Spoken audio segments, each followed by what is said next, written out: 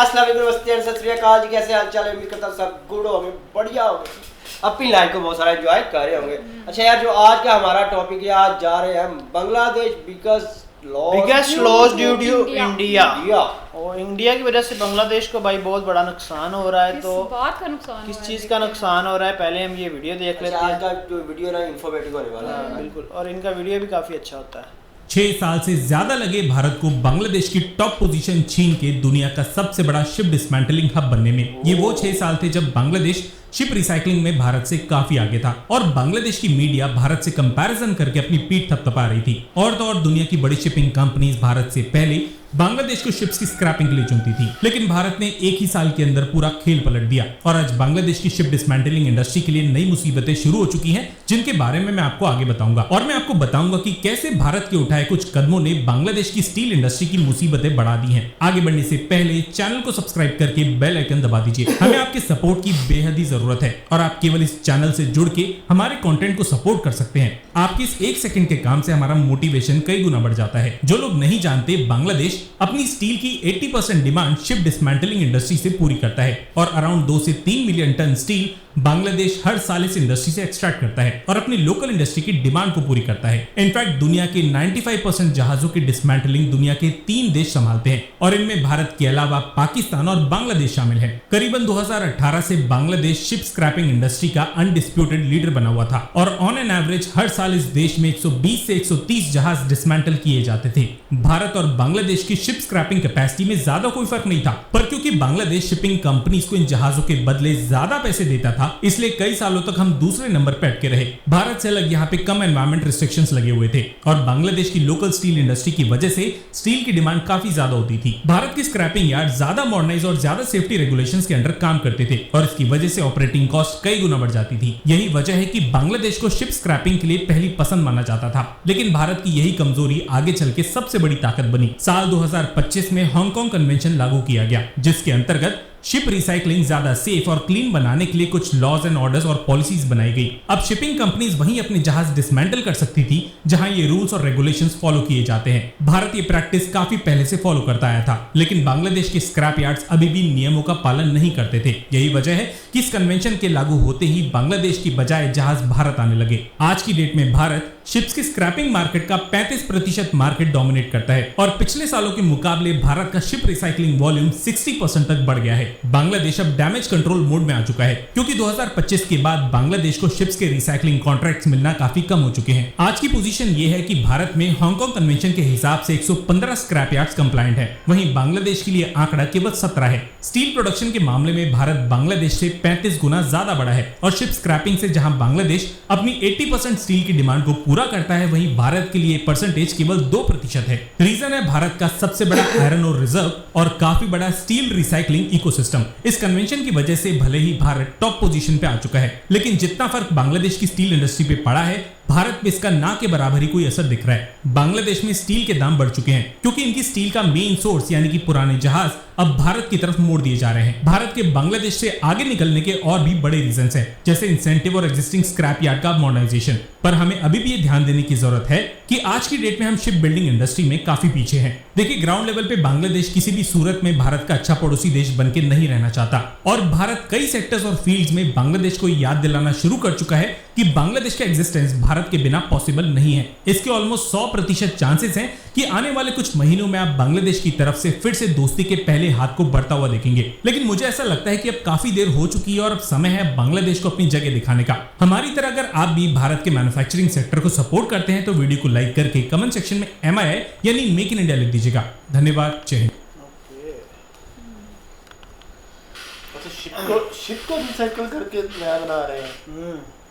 साथ मेरे ख्याल में जो स्टील लोहा पुराना है उसको भी रिसाइकल किया जाता है। हाँ, तो ऐसे ही लेकिन ये होता है ना, पाकिस्तान में नहीं है। जितना भी मतलब ये होता है ना, अब ये जो मतलब लोहा होता है उसको सारा रिसाइकल किया जाता है, फिर उससे नई चीज़ें बनाई जाती हैं। उसको मतलब जब उसको वो भट्टी में डालते हैं तो समझ लो उससे रिसाइकलिंग का प्रोसेस जो हर चीज में होता है। रिसाइकलिंग करेंगे तो आप चीजों उन्होंने कहा कि ये 3 मुल्क थे जो पाकिस्तान, इंडिया और बांग्लादेश। 3 मुल्क ऐसे हैं जो जहाज़ों को रिसेंबल करते हैं, ठीक है, जो उनको बाय कर लेते हैं, जो टूटे फूटे जहाज होते हैं ना उनको बाय करके उनको क्या करते हैं, उनमें से स्टील लोहा ये वो उसको पिघला के उसको रीन्यू असेंबल करके ना उसको रीन्यू करके किया जाता है। जब एक इतने बड़े शिप को आप असेंबल करोगे ना तो आपकी कंट्री की जो स्टील वैल्यू है ना वो एक लेवल पे रहेगी। बिल्कुल समझ रहे हो? आप शिप को क्या समझते हो? एक शिप को छोटा सा कागज का जहाज थोड़ी ना होता है, नजर खत्म हो जाती है, लेकिन बहुत बड़ा शिप होता है, शिप नहीं खत्म बड़ा होता शिप होता है भाई। अगर आप एक शिप को भी असेंबल करते हो ना तो आपकी कंट्री की जो स्टील वर्थ है ना वो उसका लेवल जो इक्वल में है। ये वही जहाज होते हैं जिनके ऊपर मतलब एक से दूसरे मुल्क चीजें जाती है, बिल्कुल। और ये तो बहुत बड़े बड़े होते हैं और बहुत हैवी होते हैं। भाई ने स्पेशल अगर सिंपल वर्ड्स में बताया ना तो इनको कार्गो कहा जाता है। कार्गो। भाई ने स्पेशल बताया कि बांग्लादेश की जो सबसे मेन चीज थी वो यही थी कि वो रिसाइकल करके रिसेंबल करते हैं। लेकिन वो इंडिया ने अब ऐसा किया है ना कि इंडिया ने कस्टमर को कुछ रिलीफ दिए हैं, ठीक है, कुछ ऐसी वो क्या कहते हैं अपॉर्चुनिटी लेके आए हैं कि लोग बांग्लादेश की तरफ जाने की बजाय इंडिया की तरफ मूव हो रहे हैं। सो इसका रीजन ये हो रहा है, इसका रिजल्ट ये निकल रहा है कि बांग्लादेश में स्टील की प्राइसेस जो है उनमें फर्क आ रहा है, वो हाई हो रहा है। आप यही समझ लें कि आज से 2010-12 में जब पाकिस्तान में इलेक्ट्रिसिटी का डाउनफॉल आया था तो पाकिस्तान का तकरीबन 80% जो इंडस्ट्री हब है वो बांग्लादेश शिफ्ट हो गया था। बिल्कुल ठीक है। और यार बात ये है, मैं हूं ना बिजनेसमैन, ठीक है, मैंने ये नहीं देखना है कि मैंने बांग्लादेश के साथ काम करना है या ये मुझे पाकिस्तान के साथ काम करना है या इंडिया। है। मैंने ये देखना है क्योंकि मैं एज ए बिजनेसमैन हूँ, अपना माइंड देखूंगा, मैं ये देखूंगा कि मुझे बेनिफिट कहाँ से मिल रहा है ना, तो मैं उस तरफ मूव हो जाऊंगा जहाँ से मुझे बेनिफिट मिल रहा है। जाहिर सी बात, कोई भी कंपनी है वो अपना लॉस तो नहीं देखेगी। अच्छा ये बात आपने बहुत ही इन्फॉर्मेटिव की है कि ये 2010, 12, 14 में ये जो डाउनफॉल पाकिस्तान में आया ना ज्यादा, उसकी रीजन यही है कि टोटल आई थिंक 80% जो इंडस्ट्रियल है वो यहाँ से निकल गया था भाई, मूव कर गया यहाँ पे बांग्लादेश। और बांग्लादेश लास्ट 10 ईयर 8-10 ईयर से भाई उसकी हाइप बनी है, वो जो है गारमेंट्स का एक्सपोर्टर है नंबर 1 पे, उसकी इकोनॉमी में इजाफा हो गया ना। हम डाउन में चले गए बांग्लादेश की इकोनॉमी में। अगर वही इंडस्ट्री आज पाकिस्तान में लगी होती तो पाकिस्तान बहुत तरक्की पे होता। आज हम बांग्लादेश कहते ही ना भाई, आप ये देख ले बांग्लादेश का जो टका है वो आपसे ऊपर चला गया।